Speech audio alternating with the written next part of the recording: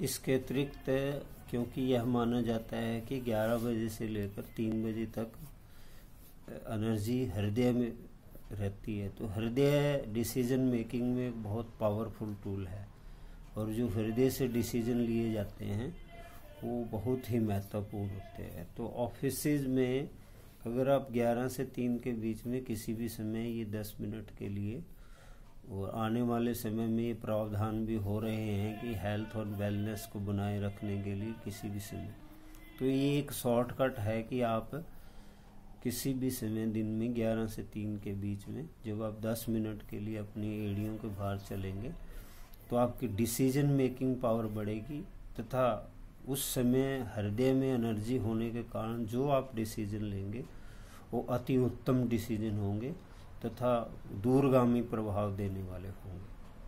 तो वॉकिंग न केवल आपके शरीर को चुस्त दुरुस्त रखती है, बल्कि क्योंकि एड़ी में माना जाता है कि साउथ पोल है, तो साउथ पोल एक्टिव होने से उसकी प्रतिक्रिया स्वरूप नॉर्थ पोल में एक्टिव होना स्वाभाविक तौर पर है। और आजकल के परिप्रेक्ष्य में सर्वाइकल होना, लेग्स में पेन होना, बैक पेन होना, ये हमारी जो लाइफस्टाइल डिसीज हैं उन सब का एक ही समाधान आपको सिर्फ 10 मिनट की वॉकिंग में बहुत ही उत्तम विधि मिल सकता है। इसके अतिरिक्त यदि आप किसी भी समय में 10 मिनट का समय निकालकर यदि आप अपने संचरण तंत्र को, सर्कुलेशन को, मसल्स को एक्टिवेट करते हैं तो उसका आपको मेडिटेशन का 1 घंटे 1.5 घंटे की मेडिटेशन का प्रभाव इससे आपके शरीर में पड़ता है। ऐसा माना गया है कि आज के परिप्रेक्ष्य में नाड़ी तंत्र और मसल सिस्टम को इग्नोर किया गया है, और या हम दूसरे शब्दों में ये भी कह सकते हैं इसकी बहुत सारी जानकारी हमारी वर्तमान मेडिकल साइंस में नहीं मिलती है। यदि आप इनडायरेक्ट वे से जब आप एड़ियों पर चलते हैं तो जो प्रभाव आपकी एड़ी पर पड़ता है उसका सेम इफेक्ट आपके हृदय पे पड़ता है, क्योंकि पिंडलियों में माना जाता है कि हृदय का वास है।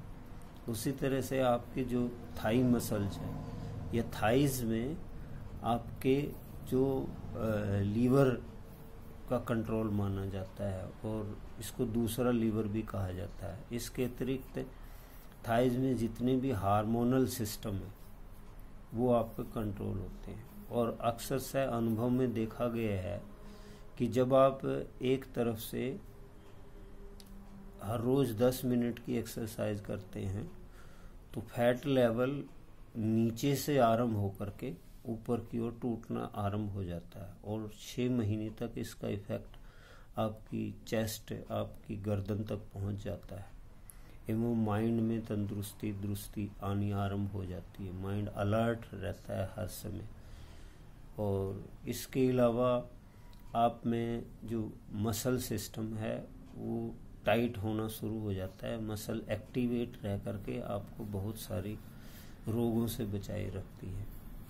आप ये जरूर जान लें कि जो भी पेन है, शरीर में जो दर्द है, वो मसल सिस्टम से ही आपको माइंड तक जाता है। यदि आपकी मसल्स बहुत अच्छी तरह से टाइट रहेंगी, उनमें एनर्जी का संतुलन बना रहेगा, तो बहुत सारे दर्द, बहुत सारी चीज़ें आपको वैसे भी अनुभव नहीं होंगी, क्योंकि शरीर का तंत्र ही ऐसा है कि वो छोटे मोटे दर्दों को तो दिमाग तक पहुंचने ही नहीं देता है। इसीलिए जो 13वां सिस्टम मेसेंट्रिक सिस्टम माना गया है, जो कि ज़्यादातर आपकी मसल्स एंड ग्लैंड्स के बीच में कम्युनिकेशन का काम करता है, उस सिस्टम में इसका बहुत अच्छा प्रभाव देखा गया है। जब आपकी मसल्स और ग्लैंड्स दोनों कोऑर्डिनेशन में होंगी और एक्टिव रहेंगी तो बहुत सारे रोगों को आपकी इम्यून सिस्टम के द्वारा दौड़ा दिया जाता है, या आप पे अटैक ही नहीं कर सकते। वर्तमान परिप्रेक्ष्य में जब हमें इम्यूनिटी की सबसे ज़्यादा ज़रूरत है तब आपके मसल्स यदि एक्टिव होंगे और शरीर में ऊर्जा का संचरण यदि चलता रहेगा तो आप इसका मैक्सिमम बेनिफिट ले सकते हैं। इसलिए 10 मिनट की सैर एड़ियों पर चलना आपके जीवन को उन्नत बना सकता है, आपको बहुत सारी बीमारियों से सुरक्षा दिया जा सकती है।